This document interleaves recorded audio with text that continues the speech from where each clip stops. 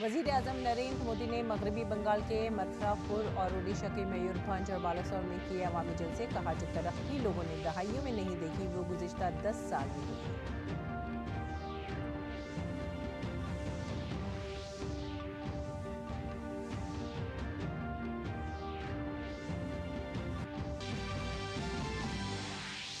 लोकसभा 24 के चैलेंज में बीजेपी के star campaigner Amit Shah UP में और जेपी नड्डा झारखंड और मगरबी बंगाल में संभाल रहे हैं कमान। हिमाचल में नितिन गडकरी की रैली।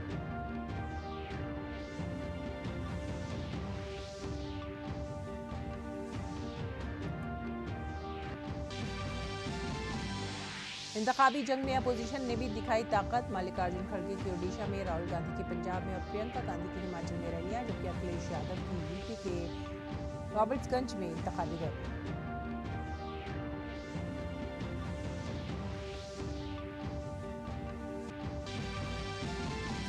दिल्ली के वजीर आला अरविंद केजरीवाल को सुप्रीम कोर्ट से बड़ा झटका। सुप्रीम कोर्ट ने ऊपरी जमानत में 7 दिन की तौसीह का मुतालबा किया मुस्तरद। केजरीवाल को 2 जून को करना पड़ेगा सरेंडर।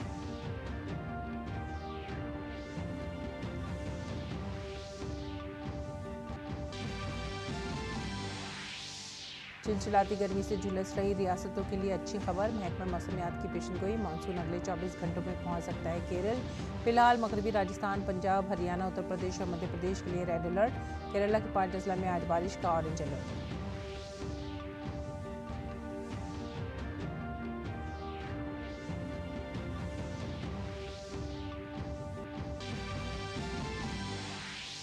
समुद्री तूफान रेमन की वजह से होने वाली शदीद बारिश के सबब शुमाल मशरक़ी हिंदुस्तान में जिंदगी दरम बरम। मिजोरम में चट्टानी खिसकने से मरने वालों की तादाद हुई 28, जबकि बारिश की तबाहकारियों से आसाम में 3 और मेघालय में 1 की हुई मौत।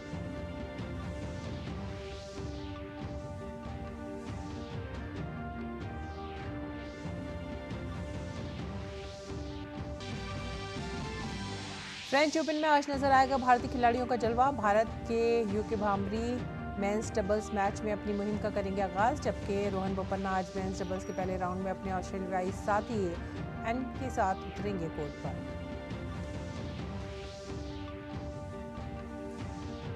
आदाब नाजरीन, उर्दू खबरों में आप सभी का खैर मकदम है। नजर डालते हैं इस वक्त की खास खबरों पर। वज़ीर-ए-आज़म नरेंद्र मोदी ने ओडिशा के मयूरभंज में इंतखाबी रैली में खिताब करते हुए कहा कि पिछले 10 सालों में मुल्क ने इक़्तिसादी समाजी महाज पर तेज़ी से तरक्की देखी है। पीएम मोदी ने कहा कि अब आवाम को मुफ्त इलाज और मुफ्त अनाज की सहूलत भी दस्तयाब है। 5 दशक के बाद लगातार तीसरी बार पूर्ण बहुमत की सरकार बनाने का देश ने निर्णय कर लिया है। वज़ीर-ए-आज़म नरेंद्र मोदी ने कहा कि नवीन बाबू गुज़िश्ता 25 सालों से बीजेडी हुकूमत की क़यादत कर रहे हैं, लेकिन रियासत के अवाम को आब पाशी से लेकर कई तरक्याती कामों से महरूम रखा गया है। वज़ीर-ए-आज़म मोदी ने इत्मीनान का इजहार करते हुए कहा कि रियासत में अवाम बीजेपी को मुंतखब करने जा रहे हैं और जब 10 जून को बीजेपी के वज़ीर आला हलफ लेंगे तो नवीन पटनायक की बिगड़ती हुई सेहत और इसके पीछे साजिश का शुबा बेनकाब हो जाएगा। सवाल ये कि नवीन बाबू की तबीयत खराब होने के पीछे क्या कोई षड्यंत्र है क्या? ये उड़ीसा के लोगों को जानने का अधिकार है। कहीं इसमें उस लॉबी का तो हाथ नहीं है ना, जो नवीन बाबू के नाम पर पर्दे के पीछे उड़ीसा में सत्ता भोग रहे हैं। इस रहस्य से पर्दा उठना जरूरी है। उठना चाहिए ना? पर्दा उठना चाहिए ना? पर्दा उठना चाहिए ना? इसका पर्दा उठना चाहिए, इसकी जांच आवश्यक है। इसलिए 10 जून के बाद उड़ीसा में भाजपा सरकार का विजय होने के बाद हमारी सरकार, उड़ीसा की भाजपा सरकार एक स्पेशल कमेटी का गठन करेगी और ये जांच करेगी कि अचानक नवीन बाबू की तबीयत क्यों गिरती जा रही है, उनकी तबीयत के साथ ये क्या हो रहा है, सारे तथ्य खोज करके निकाले जाएंगे। रैली के दौरान वजीर आजम नरेंद्र मोदी की हसासियत एक बार फिर नजर आई। वजीर आजम मोदी की तकरीर शुरू हुए अभी 5 मिनट ही गुजरे थे कि वजीर आजम ने एक शख्स को देखा जो शायद गर्मी की वजह से नीम बेहोशी की हालत में था। वजीर आजम ने फौरी तौर पर स्टेज से अपनी मेडिकल टीम के एक डॉक्टर को मदद के लिए भेजा। उनको जरा पानी वानी दीजिए, पानी दीजिए जरा, मेरी टीम के डॉक्टर हो तो जरा उनको मदद कीजिए। पहले पानी दो इनको और वहां से उनको बाहर लेने जाने का प्रबंध करो। खुले में लाओ जरा उनको, आराम से, हड़बड़ी मत करो, आराम से, थोड़ी जगह कर दो उनको, थोड़ी हवा मिले, ऐसा करो।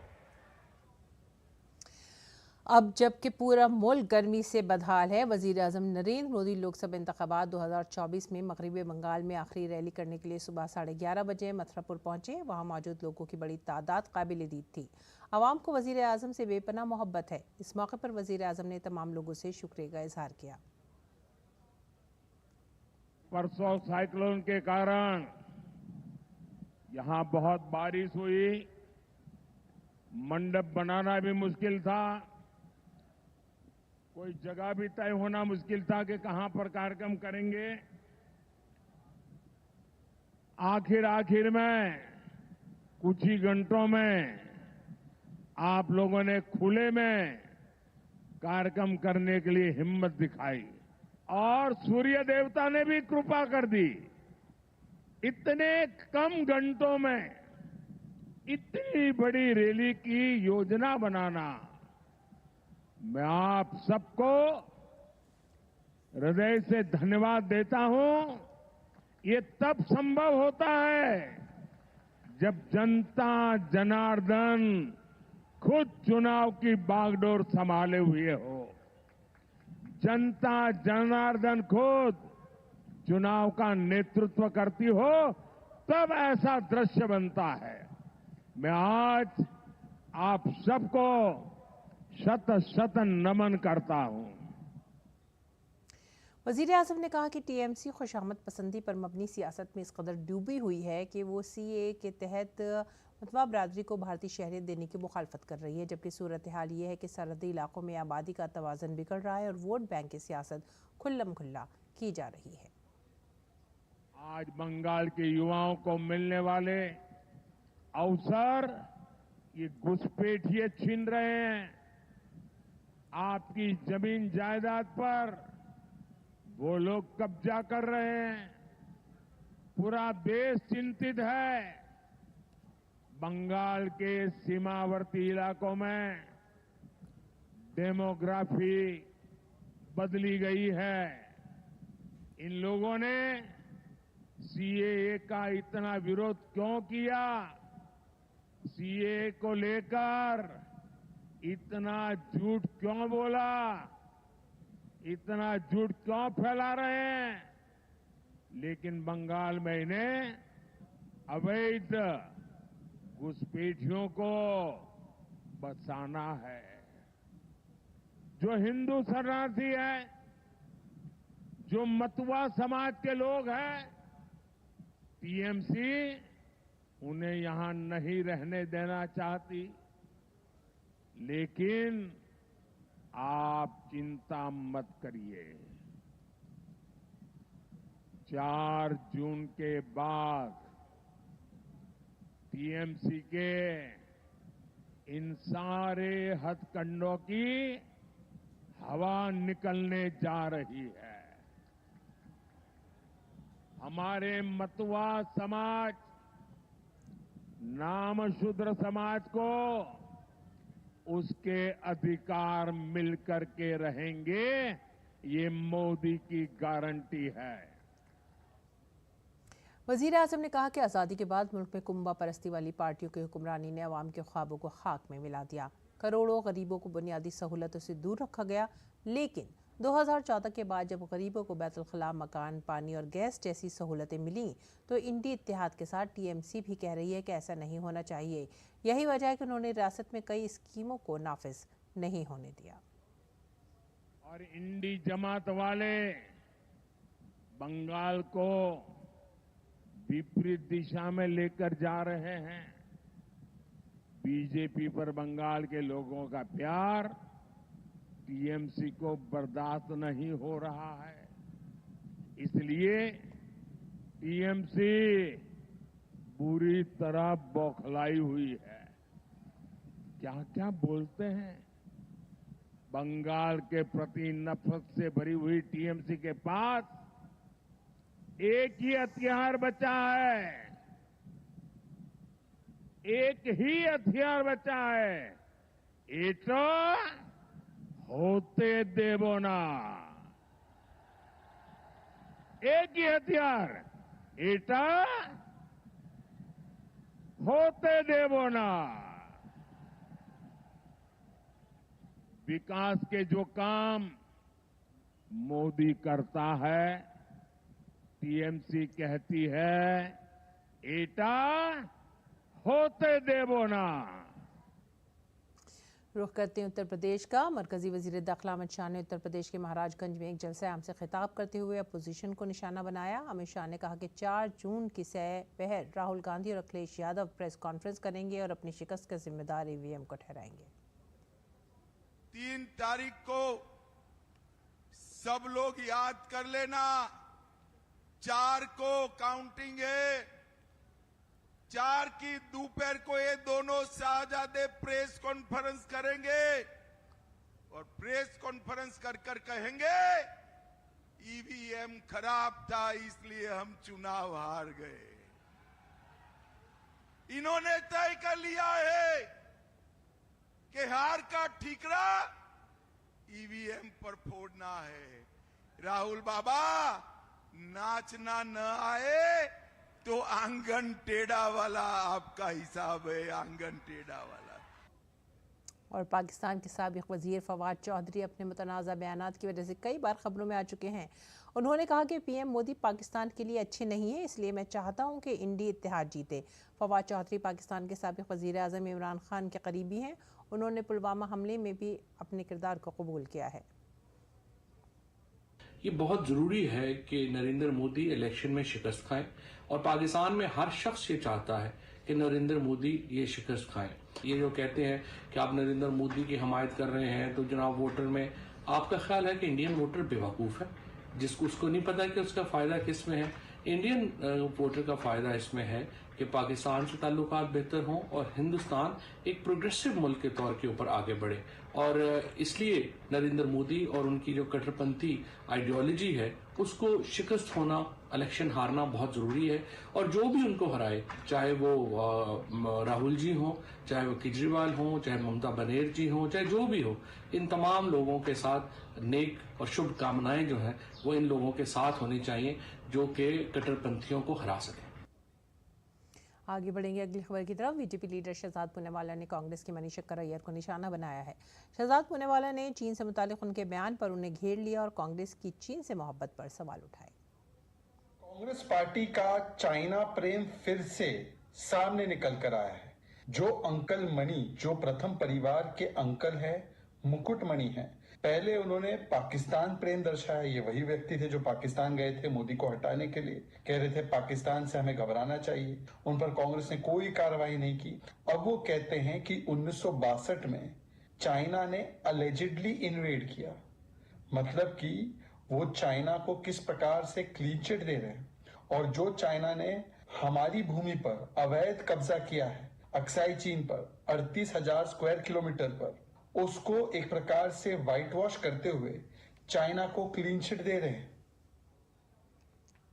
वजीर दिफा राजनाथ सिंह ने बिहार के काराकाट में रैली से खिताब किया। इस दौरान उन्होंने इंडी इत्तेहाद को हदफ तनकीद बनाया। आरजेडी की हवा निकलती जा रही है, लेकिन अब कांग्रेस के साथ इन लोगों ने गठबंधन बना लिया है। मैं आरजेडी के बारे में कोई एक बात मैं कहूंगा कि बहनों भाइयों, लालटेन कितनी रोशनी दे? लालटेन तो ज्यादा से ज्यादा एक कमरे में रोशनी दे सकता है, आई घरे में देखले हुआ तो लोगन कि जब लालटेन का तेल जब खत्म होए लगाला तो बत्तियां भभके जब भभके लगा तो मान ला कि लालटेन अब बुझाए वाली है और एक तेल खत्म है। यह हाल आरजेडी के लालटेन का ही। जैसे दुनिया की धरती से डायनासोर लुप्त हो गया है, वैसे ही भारत की राजनीति से यह कांग्रेस 10 वर्ष के बाद लुप्त हो जाएगी। उधर कांग्रेस जनरल सेक्रेटरी प्रियंका गांधी वाड्रा ने हिमाचल के कुल्लू में एक अवामी मीटिंग की। प्रियंका ने कहा कि अगर मरकज में हमारी हुकूमत आती है तो हम छोटे ताजिरों और दीगर लोगों को रोजगार फराहम करेंगे। अब हम चाहते हैं कि अगर केंद्र में हमारी सरकार आए तो हम इसको और भी मजबूत बनाएं, क्योंकि हमारी पूरी विचारधारा ये है कि जो छोटे और मध्यम वर्ग के जो कारोबार है, जो इंडस्ट्री है, उसको हम मजबूत बनाएं, क्योंकि हमारी समझ ये है कि सबसे ज्यादा रोजगार इसी इंडस्ट्री से मिलती है जो छोटी और मध्यम होती है। 45 सालों में सबसे ज्यादा बेरोजगारी आज है। वजीर आजम नरेंद्र मोदी के पार्लिमानी हल्के वाराणसी से मुल्हक चंदौली लोकसभा सीट भी आम इंतखाबात के आखिरी मरहले में हाई प्रोफाइल लोकसभा सीटों में शामिल है। बीजेपी ने यहां से एक बार फिर मरकजी वजीर महेंद्र नाथ पांडे पर एतमाद जाहिर किया है, जबकि एसपी ने साबिक वजीर वीरेंद्र सिंह को इंतखाबी मैदान में उतारा है। चंदौली के इंतखाबी हालात क्या कहते हैं, इसी सिलसिले में देखते हैं नामा निगार शैलेंद्र मिश्र की ये रिपोर्ट। वज़ीर आज़म नरेंद्र मोदी के पार्लिमानी हल्के वाराणसी से मुल्हक चंदौली लोकसभा सीट भी आम इंतखाबात के आखिरी मरहले में हाई प्रोफाइल लोकसभा सीटों में शामिल है। 1 जून को होने वाली वोटिंग के पेश नजर इस सीट पर इंतखाबी माहौल गर्म होना शुरू हो गया है। जीत के दावे जोरों शोर से किए जा रहे हैं। चंदौली की सरहद मशरिक में बिहार, शुमाल मशरिक में गाजीपुर, जुनूब में सोनभद्र और जुनूब मगरिब में मिर्जापुर से मिलती है। गुज़िश्ता 2 इंतखाबात जीतने के बाद बीजेपी एक बार फिर 2024 में जीत दर्ज करके हैट्रिक करने की तैयारी कर रही है। इस सीट से बीजेपी ने एक बार फिर से मौजूदा एमपी और मरकजी वजीर महेंद्र नाथ पांडे पर एतमाद जाहिर किया है, जो तरक्की के नाम पर अपनी हैट्रिक करने का दावा करते नजर आ रहे हैं। चुनाव प्रचार में मोदी जी के द्वारा गरीबों की भलाई के काम और देश के गौरव बढ़ाने के काम और देश को आंतरिक और सीमाओं की रक्षा के काम, देश की दुनिया के अंदर मजबूती के काम, मेरे संसदीय क्षेत्र में मेरे 10 साल के विकास पर काम, इन्हीं सब विषयों को हम लोग नीचे ले जा रहे हैं और जनता का बहुत अधिक आशीर्वाद, बड़ा रिस्पांस मिल रहा है। इस सीट पर समाजवादी पार्टी ने साबिक वजीर वीरेंद्र सिंह को मैदान में उतारा है। दरअसल वीरेंद्र सिंह महंगाई, बेरोजगारी के साथ पसमानदगी के शिकार इलाकों में कोई भारी सनत कायम न करने जैसे मसाइल पर डॉक्टर पांडे को घेरने की कोशिश कर रहे हैं। मुद्दा तो सब बहुत सारे हैं, लेकिन बेरोजगारी सबसे बड़ा सवाल है। वहाँ पे किसानों की समस्या वैसे ही बरकरार है। वहाँ पर न कोई चिकित्सा का इंतजाम है, न किसी प्रकार का वहाँ शिक्षा के क्षेत्र में कोई काम हुआ है। रोजी रोटी की चिंता नौजवानों के चेहरे पर है, कोई रास्ता नहीं सूझ रहा है, सरकार की ओर लफाजी बतिया रही है। चंदौली सीट पर लोगों के मुख्तलिफ मसाइल हैं। ऐसे में लोग इलाके में तरक्की के हवाले से अपने अवामी नुमाइंदों के दावों की बात भी करते नजर आ रहे हैं। चंदौली में तो मुद्दा मूलतः विकास का ही है और फिलहाल जो स्थिति बन रही है, चंदौली विकास के मुद्दे पे वोट करने जा रहा है। बहुत ज़्यादा विकास हुआ है। हम लोग के यहाँ बिजली बहुत काफ़ी हद तक सुधर गई है और रोड भी गांव का रोड है वो भी बहुत हद तक सुधर गया है और हर घर जल निगम बिछ रही है, पाइप लाइन बिछ रही है पानी के लिए और जो मूलभूत सुविधा है वो ग्रामीणों तक पहुँच रही है। यहाँ पे पूर्वांचल में वाराणसी से बिहार की सरहद तक चंदौली लोकसभा सीट का ज्यादातर हिस्सा दही है। धान का कटोरा कहे जाने वाले चंदौली इलाके को मायावती ने वाराणसी से अलग करके 27 साल पहले जिला बना दिया था। चंदौली लोकसभा हलके के तहत 5 असेंबली हलके हैं, जिनमें मुगलसराय, सकलडीहा, सैयद राजा, अजगरा और शिवपुरी हैं। फिलहाल 4 असेंबली सीटें बीजेपी के पास हैं, जबकि सकलडीहा सीट एसपी के पास है। इस पार्लिमानी हलके में कुल 18,43,196 वोटर्स हैं। अब देखना ये होगा कि महेंद्र नाथ पांडे जीत की हैट्रिक करने में कामयाब होंगे या एसपी कांग्रेस इत्तेहाद के वीरेंद्र सिंह उनकी जीत के रथ को रोककर पार्लियामेंट की राह हमवार करेंगे। चंदौली खेतीबाड़ी वाला इलाका है, धान का कटोरा इसे कहा जाता है, लिहाजा इस पूरे लोकसभा क्षेत्र में खेती किसानी से जुड़े मुद्दे खूब चर्चा में रहते हैं।